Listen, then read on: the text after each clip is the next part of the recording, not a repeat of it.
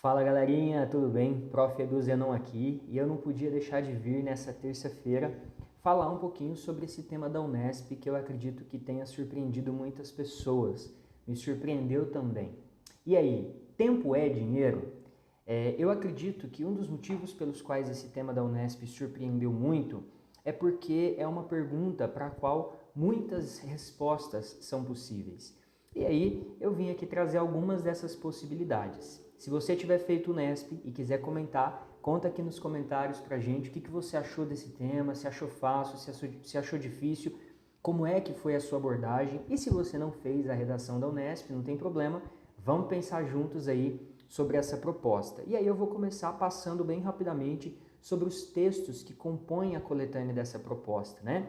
Então a gente tem o primeiro texto, que já pega o recorte, tempo é dinheiro, provérbio inglês, já perfigurado numa frase de Teofrasto, lá na Grécia Antiga. O texto 2 também é um texto que fala um pouco sobre a importância de as pessoas, ou pelo menos que é um valor muito reproduzido, de que a gente tem que aproveitar ao máximo o momento para poder lucrar. Então, lembra-te que tempo é dinheiro. Aquele que com o seu trabalho pode ganhar 10 shillings ao dia e vagabundeia metade do dia, ou fica deitado em seu quarto, não deve, mesmo que gaste apenas 6 pence para se divertir, contabilizar só essa despesa. Na verdade, gastou, ou melhor, jogou fora 5 shillings a mais, ou seja, o tempo do ócio e do descanso poderia estar sendo utilizado para ganhar mais dinheiro, certo? E aí o texto 3, né, que é uma chargezinha aí, né? Time is money, tempo é dinheiro, peça mais relógios, né? Então, se tempo é dinheiro, vamos pegar mais relógios para a gente ter mais dinheiro. Claro que é uma brincadeira, e aí a gente pode pensar nessa questão crítica mesmo, né? De que nós estamos muitas vezes nos tornando reféns do relógio, dos minutos, dos segundos, das horas, e subvertendo um pouco a nossa compreensão de tempo, inclusive de trabalho e de descanso, mas a gente já vai chegar lá. Texto 4 é um trecho de uma música do Djonga. Vi quem só andava com o mesmo chinelo, com o preço de uma casa no seu sapateiro. Olhei para o braço dos cria, tá geral de Rolex. Finalmente pude entender por que tempo é dinheiro. E aí, se a gente pegar essa letra da música do Djonga, né, a gente está já entrando numa sociedade que quer ter tempo e quer ter dinheiro, aliás, que usufrui desse tempo para ganhar dinheiro, mas para ostentar, para poder usar produtos que outras pessoas não usam, né? E aí a gente está criando uma sociedade que se hierarquiza entre aqueles que têm o dinheiro e aqueles que não têm. E aí nós temos os dois últimos textos da coletânea. O texto 5 fala assim: inventamos uma montanha de consumos supérfluos, compramos e descartamos, mas o que estamos gastando é tempo de vida. Quando eu compro algo, ou você compra algo, não compramos com dinheiro, compramos com o tempo de vida que tivemos de gastar para ganhar aquele dinheiro, com uma diferença. A única coisa que não se pode comprar é a vida. A vida se gasta. Então quem falou isso foi o José Mujica, né? Que aparece aí num documentário. E o último texto, que é um texto do Antônio Cândido, que fala o seguinte: uma das coisas mais sinistras da história da civilização ocidental é o famoso dito atribuído a Benjamin Franklin: tempo é dinheiro. Isso é uma monstruosidade. Tempo não é dinheiro. Tempo é o tecido da nossa vida. É esse minuto que está passando. Daqui a 20 minutos, daqui a 10 minutos eu estou mais velho, daqui a 20 minutos estou mais próximo da morte. Portanto, eu tenho direito a esse tempo pertence a meus afetos. Então, olha que interessante. Nós temos aqui nos textos 1, 2 e 3, textos que estão falando sobre essa questão do tempo associado a dinheiro, a lucro, a produtividade. E nós temos os textos 4, 5 e 6 que, de certa forma, estão criticando essa sociedade que preza muito pelo consumo do tempo no sentido de aquisição de bens e de patrimônio. Então, a gente tem várias possibilidades de discutir esse tema. Eu vou trazer uma delas e gostaria que vocês complementassem aqui nos comentários como que você pensou nessa proposta, qual foi o caminho argumentativo do seu texto, tá? Se eu estivesse fazendo a prova, Antes disso, na verdade, né, deixa eu comentar o Fordismo, que eu usei o Fordismo como contextualização desse pequeno projeto de texto, né? Então, o Fordismo ele é um sistema de produção industrial criado pelo empresário Henry Ford e ele foi utilizado em indústrias do mundo todo no século XX, principalmente entre as décadas de 20 e 70. E ele tinha como objetivo a produção em massa, ou seja, a capacidade de produzir mais com custos menores a partir de um ganho de escala e eficiência. Para isso, ele implementou a linha de montagem, a padronização de processos e uma série de melhorias de planejamento, que possibilitaram a fabricação de automóveis de forma mais acelerada e barata. E aí, quando a gente pensa um pouco nesse processo, né, me lembra muito o filme Tempos Modernos, do Charlie Chaplin, em que você tem uma cena emblemática que ele está lá apertando o parafuso, né, na esteira, e o dono da empresa chega com uma máquina imensa que vai poder alimentar os funcionários no horário do almoço, enquanto eles continuam apertando o parafuso, né? Então é a lógica, tempo é dinheiro.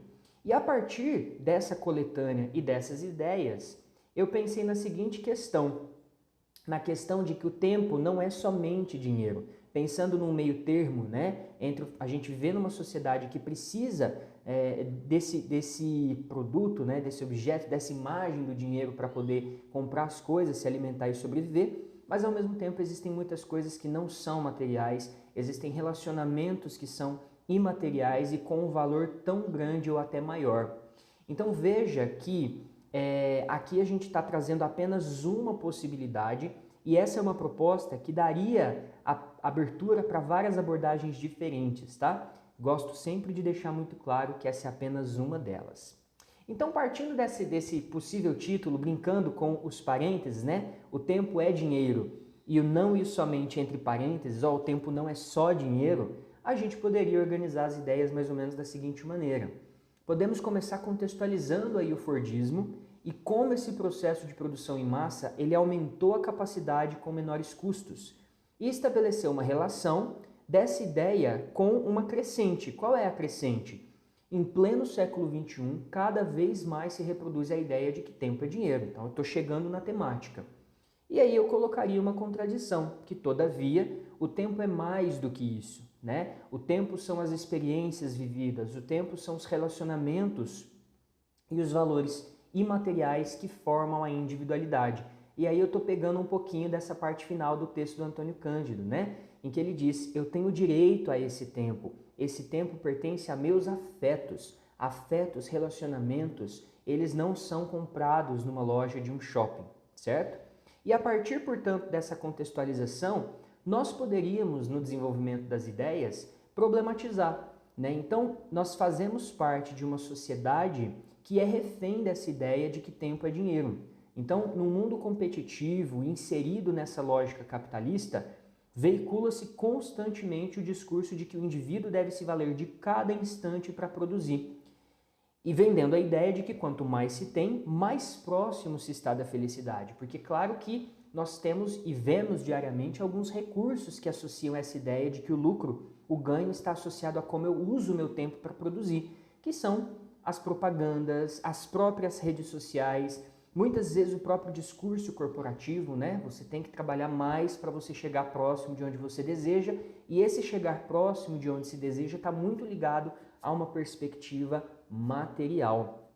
Inclusive, além do filme Tempos Modernos, né, que tem essa cena emblemática do Charlie Chaplin lá apertando parafuso, essa ideia de uma sociedade refém do discurso tempo é dinheiro me lembra também do Gregor Samsa, do personagem do Kafka Metamorfose, né? Porque quando ele se metamorfoseia num inseto, ele se preocupa menos com essa situação em que ele se encontra e mais com o fato de ele não poder trabalhar ou de chegar atrasado, enfim. Então ele é realmente uma engrenagem do sistema, não é à toa que, tal qual uma barata, ele acaba perdendo a vida no final, porque ele perdeu a utilidade, né? Numa perspectiva bem utilitarista, pragmática, se você produz, você se mantém aqui, se você não produz, você não me serve mais. Então a gente está inserido nessa sociedade. E aí num outro parágrafo a gente poderia fazer uma oposição a essa ideia anterior. O tempo ele vai muito além do dinheiro, né? Inclusive, quando a gente pensa nos conceitos do arcadismo, né? Existem alguns preceitos latinos, como um deles o aurea mediocritas e inutilia truncat, né, que falam que o homem mediano é que é realmente feliz, porque ele não prioriza riquezas e posses, e ele se desfaz daquilo que é inútil. Ou seja, existem valores que são valores imateriais, como os relacionamentos familiares, de amizade e amorosos, que constituem as nossas identidades e que vão distanciar o indivíduo dessa fórmula de felicidade pautada no consumo, né? O livro A Cidade e as Serras conta a história do Jacinto. Jacinto é um personagem que, enquanto vivia em Paris, ele tinha convicção de que felicidade era viver naquela loucura e naquela agitação urbana, junto aos inúmeros elementos tecnológicos que ele tinha dentro do apartamento dele. Tanto é que ele fez uma fórmula da felicidade, que seria a potência, ou seja, a loucura e a velocidade do espaço urbano, versus a ciência, tecnologia. Ele não entendia que a felicidade ia além do material naquele momento. Então, quando as pessoas se afastam desses valores presos ao material, o indivíduo ele acaba se distanciando desse comportamento e dessa realidade vivenciada pelo Jacinto, certo? E aí, portanto, numa conclusão, a gente poderia retomar a tese, né, que pode ser até a justificativa do título: tempo não se reduz a dinheiro. Por isso que tempo não é somente dinheiro, né? Pelo contrário, tempo deve ser aproveitado para o lazer, para o descanso e relações que não podem ser compradas. E aí daria para a gente voltar no Jacinto, porque lá no final da narrativa, o Jacinto compreende que viver reduzido ao material o estava consumindo, e aí ele decide viver no campo, né? Metaforicamente, a gente sabe que a sociedade contemporânea não vai abrir mão de aspectos materiais, mas de uma perspectiva comparativa, esse campo que é onde o Jacinto vai morar, na nossa sociedade pode ser o equilíbrio, né? O equilíbrio entre esse material e aspectos imateriais que também são tão ou mais importantes, né? E talvez quando o homem conseguir chegar nesse equilíbrio, talvez ele realmente chegue aí na ideia do carpe diem, do aproveitar o espaço. Então veja que a gente está aqui relativizando, olha, vivemos e fazemos parte de uma sociedade sim, que está pautada no discurso da produtividade do tempo, inclusive temos fatores que facilitam a nossa maior produtividade, né? A tecnologia, a internet, redes sociais, enfim. A grande questão é que muitas pessoas se prendem unicamente a essa lógica de que todo tempo deve ser consumido para a produtividade. E isso, na verdade, acaba prejudicando o indivíduo. O tempo vai além do dinheiro e está ligado aos nossos laços e aos nossos elos.